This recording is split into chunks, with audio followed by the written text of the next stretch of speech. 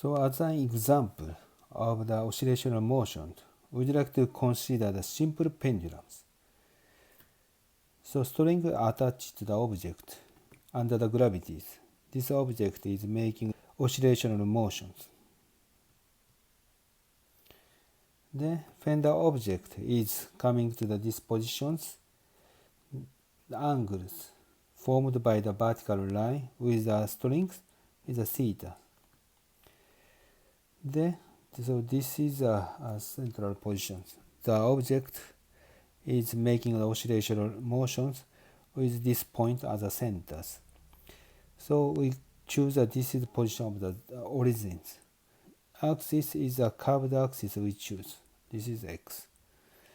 Then length of the s can be calculated. So this object making the section of the circular motion because the length of the string doesn't change of the L. So this position L. When the particle comes to this position, also L. So L doesn't change. So when the angle of the theta is here, so this length can be expressed L times theta. Okay, but in this case we have to use a radians. So unit of the theta is the radians. Then L is a constant. If you choose a small change of the ds, is expressed L times d thetas, and divided by the dt. It becomes this next line. And ds over dt is exactly equal to the velocity of the particles because the length divided by times. So that's a velocity. The velocity is expressed L d theta dt. From this equation we could find that acceleration. Acceleration is expressed the derivative of velocity with respect to t. So one more derivative. So acceleration is expressed L times the second derivative of theta with respect to t. Then we'd like to find out the force acting on this object. Gravity and the tension force is acting on this object because this object is attached to the strings. The gravity is acting. So if you draw the gravities and also tension force is acting on this object. Then gravity is decomposed into the two directions. In the direction to the strings is expressed mg cosine theta if you consider this triangle, because this is right angle. And then gravity is a perpendicular to the direction of the strings is mg sine theta. And the direction of the s is this directions. So with respect to the positive direction of the s, direction of the force is the opposite direction. So you should put a negative sign, minus mg sine theta. The equation of motion is expressed ma equal f. ma equal f. A is the dv dt. So this gonna be a. And the f is minus mg sine theta. This is f. Then we cancel the m in the both sides. So sine theta is nearly theta in the case of the small thetas.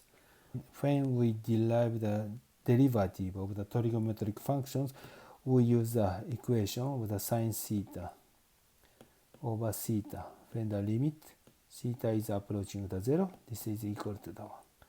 So we use this equation.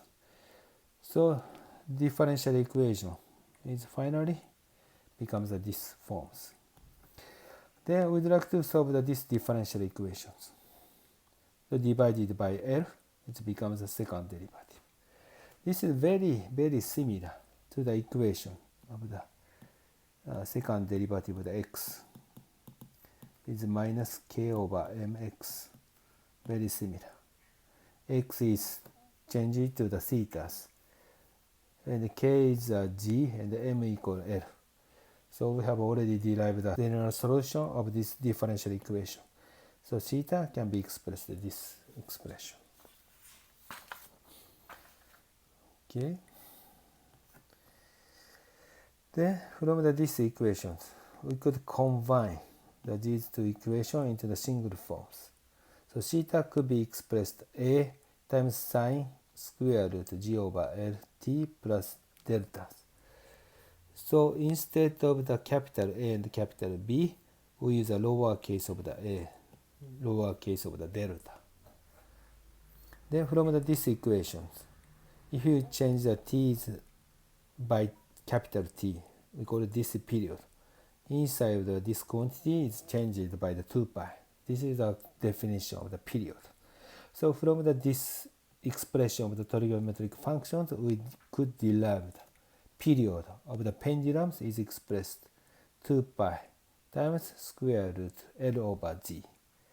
So from these equations, period is independent of amplitude.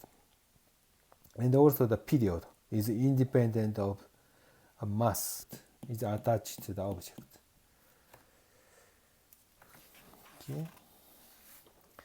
Then if you have time, I hope you can make an experiment. So cut a string like 100 centimeters or 1 meters or 2 meters or 3 meters. It's up to you. So you can use some strings and they cut the string in the finite lengths. And they connect the coin with the strings. For example, you can create 2 pendulums.